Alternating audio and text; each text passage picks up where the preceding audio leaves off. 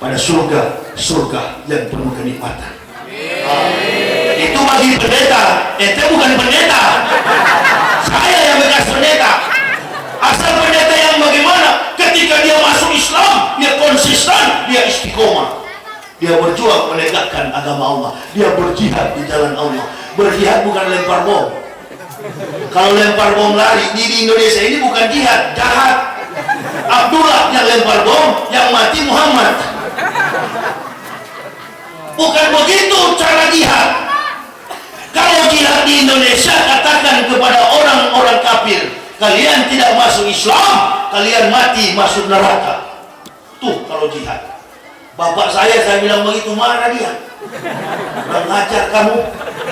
Saya yang lahirkan kamu, saya yang besarkan kamu, saya yang sekolahkan kamu. Kamu bilang begitu saya. Nana bilang kita masuk neraka. Memang neraka ente. Tidak percaya? Saya kasih tunjuk. Pak, saya 8 tahun membanding-bandingkan antara Quran dan Bible. Di dalam Al-Quran tidak pernah ada ayat-ayat palsu seperti Bible. Kitab suci Kristen ini bukan Injil. Banyak orang berkata kitab suci Kristen Injil. Salah. Injil itu adalah kitab sucinya umat Islam. Kitab suci Kristen itu adalah perjanjian baru, bukan Injil. Perjanjian baru itu adalah buatan spekulasi filsafat Paulus. Saya kasih tunjuk ayat saya. Ini ada angkanya, tidak ada kata-katanya. Nabinya tidak sempat menulis lagi malaria tropika. Bukan menyinggung Kristen, tapi ini orang Kristen di Balikpapan harus baca buku ini. Silakan Anda fitnah saya. Saya punya dokumen lengkap, ribuan pendeta saya wisudahkan. Di internet mereka obrak-abrik saya, tapi fakta lebih kuat. Mereka bujuk sama saya, teman saya dari Amerika. Mr. Yahya, you listen me. You come back to Christian again. No sir, I will stay here until die. Saya tetap di Islam sampai mati. Kenapa kamu di Islam? Apa yang kamu dapat di Islam? Kita tambah insentif 2 kali lipat. Bukan soal gaji, bukan soal insentif, bukan soal perut, bukan soal duit, tapi soal mati besok. Apa yang orang mau pertahankan di dunia ini? Bapak Ibu mau pertahankan pangkat, nggak bisa. Tadi pengumuman dari Pak Wali, Pak Imdad, beliau mantan wali kota. Saya tahu. Saya pernah di sini, KTP saya masih tanda tangan beliau. Pak Imdad dulu wali kota, sekarang Pak Wali Imdad. Besok lagi Pak Wali, ini adik-adik ini. Amin. Ya. Jabatan tidak lama, umur apalagi tidak lama. Abu Hamid Al-Imam Al-Ghazali pernah duduk dengan santri-santrinya. Dia bertanya kepada santri-santrinya, apa yang lebih dekat dengan kita? Ada yang menjawab bini, ada yang menjawab laki, ada yang menjawab anak, ada yang menjawab tetangga. Kata Abu Hamid Al-Imam Al-Ghazali, tidak salah semua jawaban kalian, tetapi yang aku maksudkan yang lebih dekat dengan kita adalah mati. Adalah mati. Kalau sudah mati, sudah tidak ada amal yang kita bisa buat. Di dunia ini kita beramal. Yang ditanya itu bukan berapa tinggi rumah kita, berapa besar, berapa banyak mobil kita. Pak Wali Kota, semua kita, ibu rumah tangga, ustaz, pemerintah, militer, polisi, semua kita ditanya, kau apakan usiamu?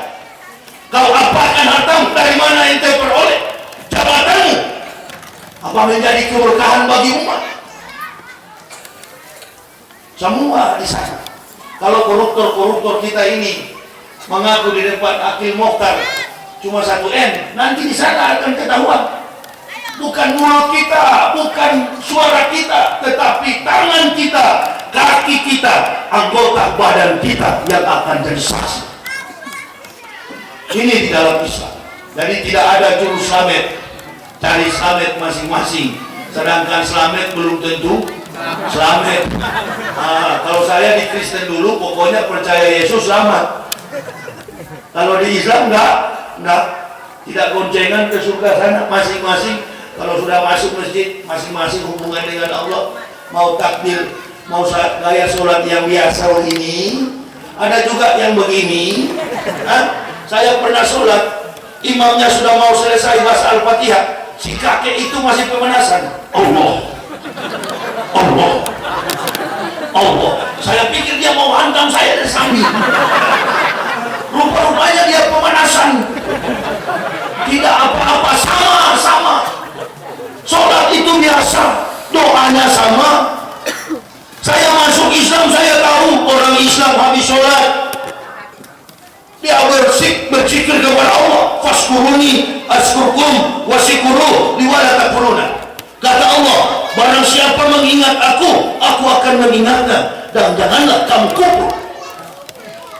Habis sholat kita berzikir kepada Allah. Salam. La ilaha illallah wahdahu la syarika lahu mulku wa lahu hamdu yuhyi wa yumiitu wa huwa ala kulli syai'in qadir. Allahumma anta salam wa minka salam wa ilaika yaumu salam wa aina rabbana bisalam wa atina jannata dar salam. Tabaraka rabbana wa ta'ala ya jalali wal ikram.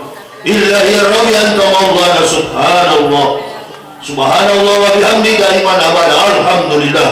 Alhamdulillahi rabbil alamin wa la kulli halin wa fi kulli halin wal nikmatin. Allahu akbar. Allahu akbar kabiran walhamdulillahi katsiran wa subhanallahi bukratan wa asila. La ilaha illallah wahdahu la syarika lahu mulku wa lahul hamdu yuhyi wa yumiitu wa huwa ala kulli syai'in qadir. Tenang hati. La haula wa la quwata illa billahil aliyyil azim. Baru disertai dengan doa. Itu sholat. Bukan setelah salam langsung berdiri pergi Allahumma lantas nggak terasa enak.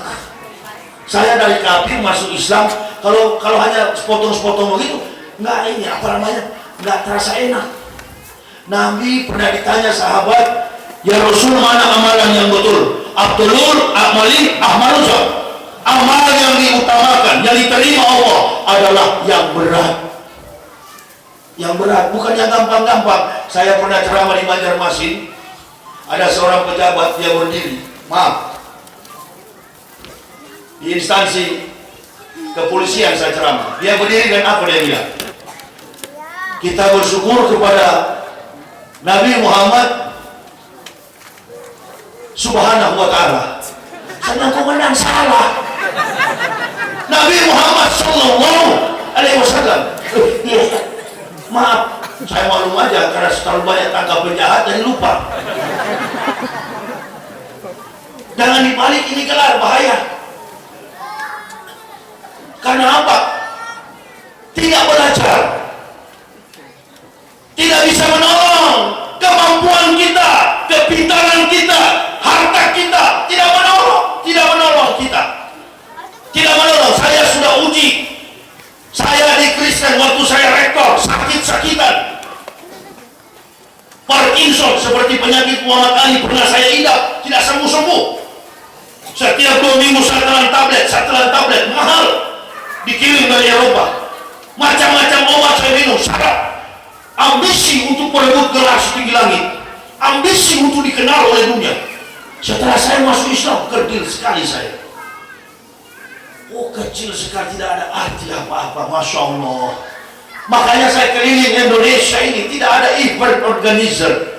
Saya jalan dengan anak istri. Ada yang bilang, Ustadz bagaimana di jalan? Aman nggak? Saya bilang, saya cuma pakai amalan 145 Al-Imran. Wa ma kana li nafsin an tamuta illa bi idznillah kitaban muwajjah. Wa ma yurid shawabad dunya nu'ti minha wa ma yurid shawabal akhirati nu'ti minha wa jannati syakirin. Kata Allah,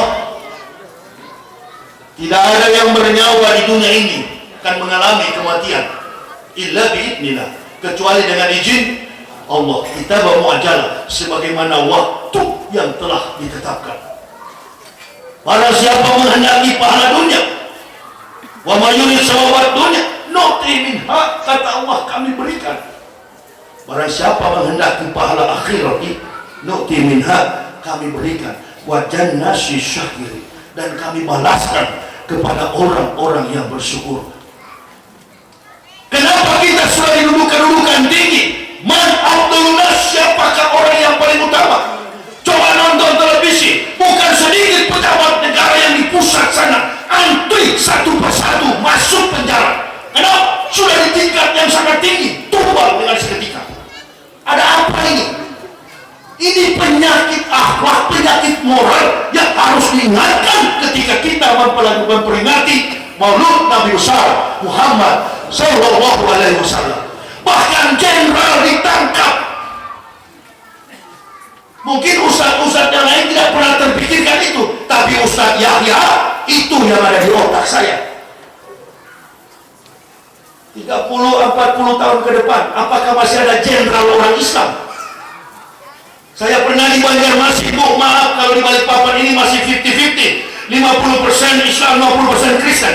Tapi di Banjarmasin mayoritas. Saya jalan ke mall, datang perempuan, saya sama suami istri, saya bilang, Mak, yuk kita taruhan, ini perempuan muslimah atau bukan? Istri saya bilang, nggak mungkin Pak, penampilannya pakai short begitu, paling bukan. Saya bilang, Mak, hati saya bicara dia muslimah. Saya coba, Dek, sebentar dulu. Kenapa Pak? Enggak, saya mau tanya, ente muslim? Dia jawab, Alhamdulillah. Celana pendek, kurus betisnya. Kalau mulus masih balance, masih imbang. Aduh men, wah hancur deh. Pokoknya Masya Allah, bekas granat dari Vietnam.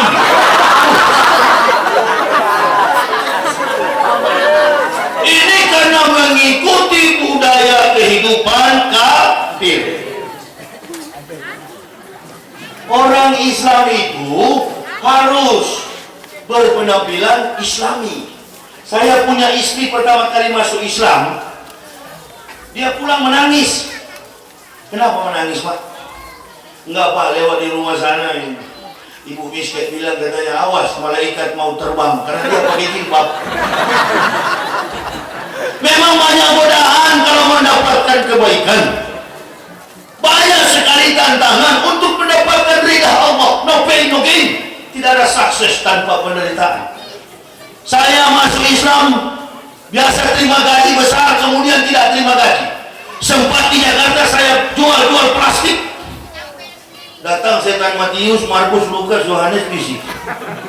Ayah ya, coba kalau ente tidak masuk Islam, begini tiap bulan terima gaji. Sana tan, macam lu. Ini kita umat Islam baru dipancing dengan Indomie satu bungkus, kelopak, murtad.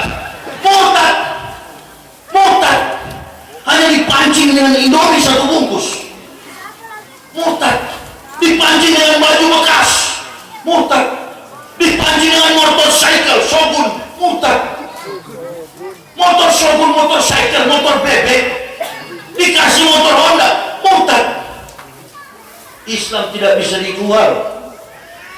Orang yang masuk Islam kebanyakan adalah orang-orang yang cerdas. Orang yang murtad dari Islam kebanyakan berpendidikan rendah dan kehidupannya miskin. Pernah dengar kemarin pemimpin gereja Katolik tertinggi ke-16 di dunia, pastor, paus, kalau paus itu tingkatan paling tinggi di Katolik, pemimpin gereja Katolik tertinggi di dunia, Paus Benedictus, bersyahadat di depan Al-Imam Mustafa Al-Jariki, the Blue Mosque in Turki. Dia masuk Islam di depan Al-Imam Mustafa Al-Jariki, imam besar di Masjid Biru, Turki. Jangan bilang isapan jempol, itu fakta. Pemimpin tertinggi Katolik dunia. Bahkan baru-baru ini Profesor Dr. Lawrence Edward Joseph dalam statementnya media Times Amerika, beliau mengatakan kita berhutang besar kepada umat Islam. Hutang apa? Hutang sajadah.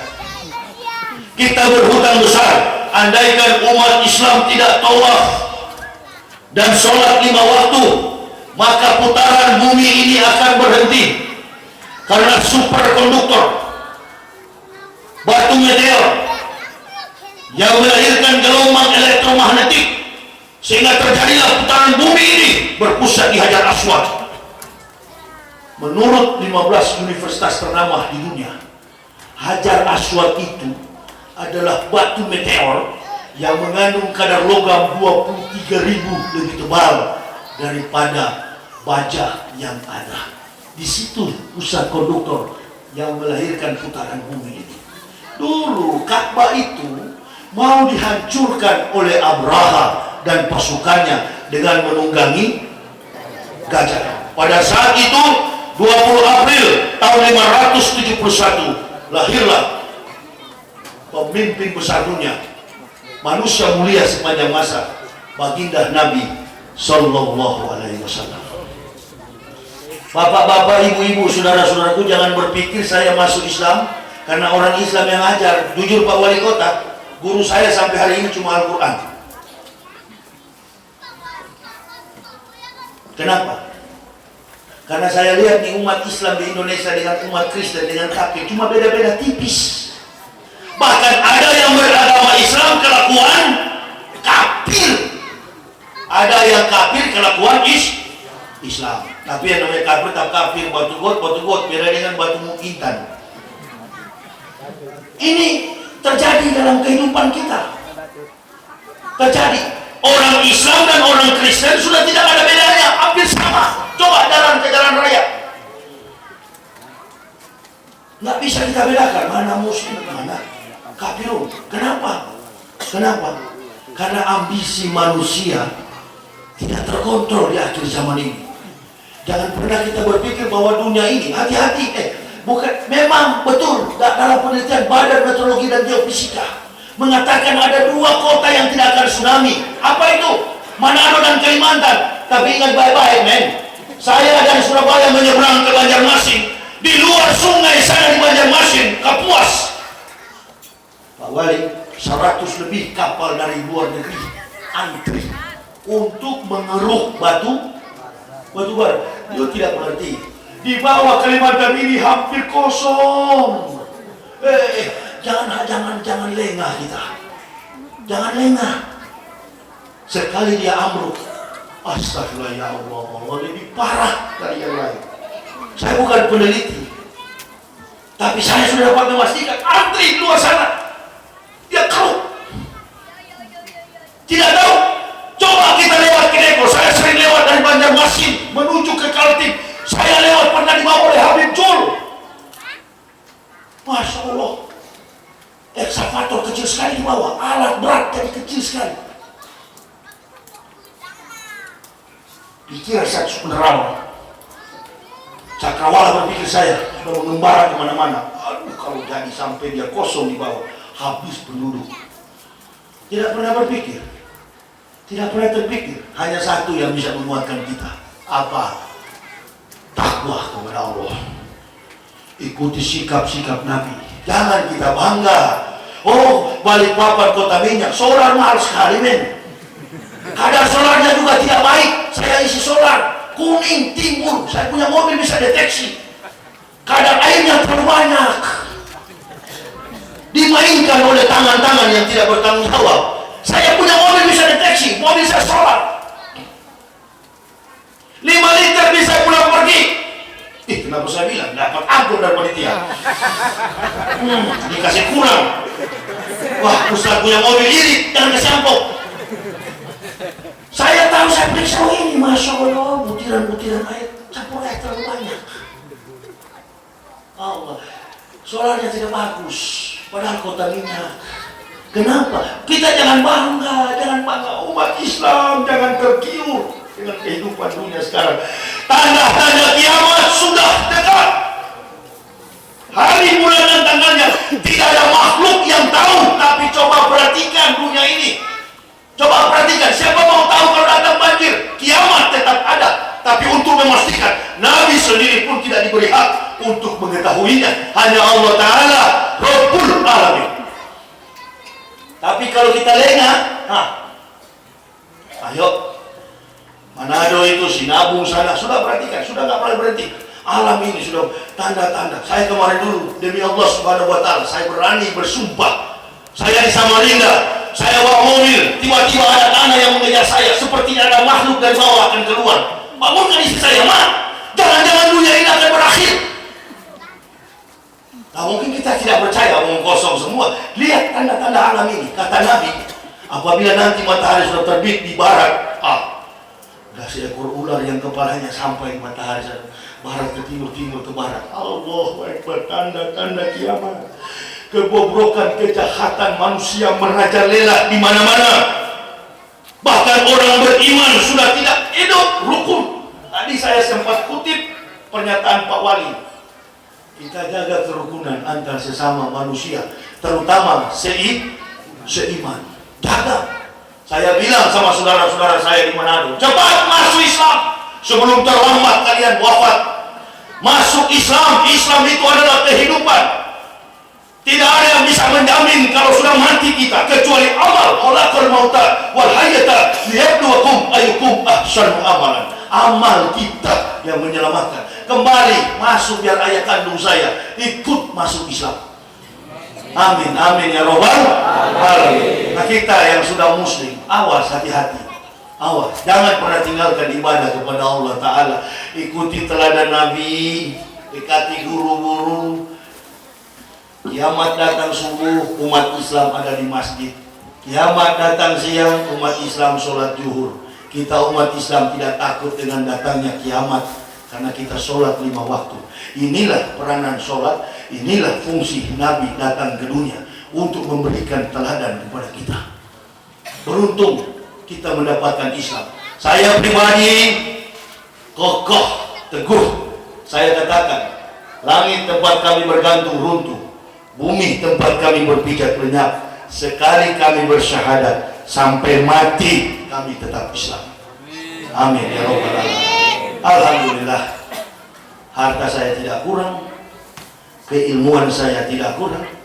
Orang Kristen bilang itu pendeta gila, saya tidak marah. Karena yang mengatakan saya gila, orang-orang gila.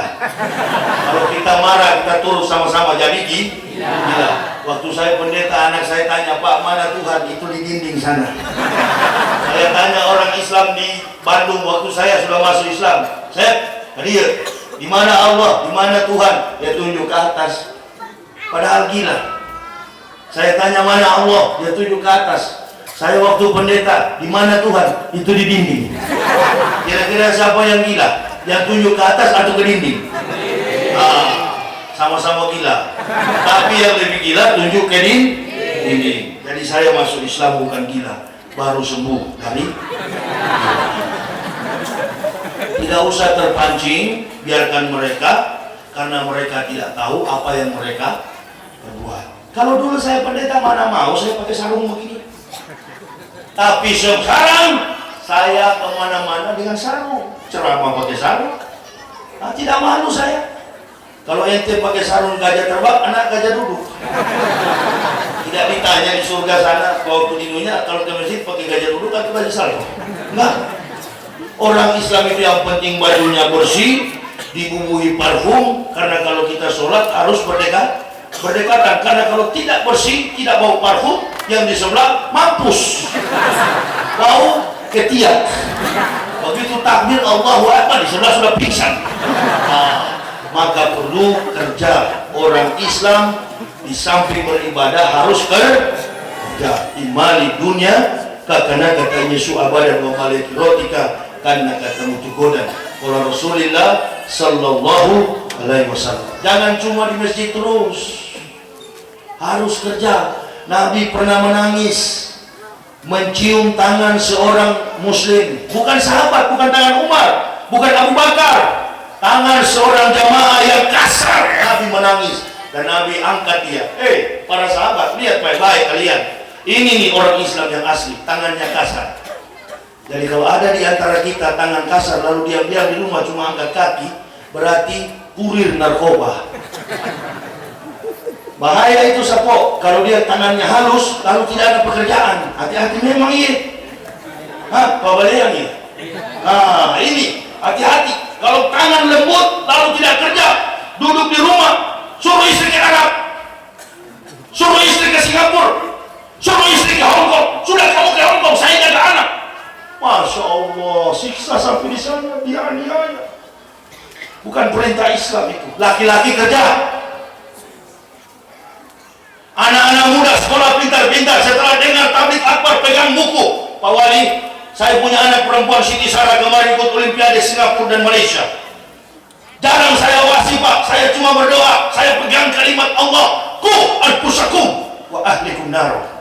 Jagalah diri dan keluargamu dari api neraka. Saya selalu berdoa, ya Allah ya Rabbi, saya berkeliling dakwah, lindungi, rahmatilah seluruh keluargaku ya Allah. Bawa mereka dalam kemegahan dan hikmah-Mu ya Allah. Bimbing mereka dalam ridha-Mu ya Allah. Jangan tinggalkan kami ya Allah. Saya sebagai kepala rumah tangga bertanggung jawab membesarkan menegakkan agama-Mu ya Allah. Jaga anak-anak saya yang sedang studi. Nah ini peranan seorang ayah. Nabi panglima perang, tapi dia penyayang bagi anak istrinya. Jangan salah sedikit langsung pukul tuh istri. Sayangi dia, bujuk dia. Ibu-ibu juga jangan setelah bilang begini, langsung jadi lagi. Karena Ustaz bilang begitu, jangan macam-macam kamu. Kamu yang harus cium tangan saya, seperti sinetron. Istri apa suami takut istri. Bu, itu ibu, Masya Allah, harus taat kepada suami. Coba bagaimana Ibrahim dan Ismail? Ya bunda ya, ini arafil manami ani asbauka fansur masatara. Hai anakku, kata Ibrahim, tadi malam aku mimpi akan menyembelihmu. Nggak ada Ismail nolak. Jangan ya, ayah takut saya. Apa jawab Ismail? Ya bunda ya. Apa jawab Ismail? Ya abati al-matumar satajiduni insyaallah minas sabirin.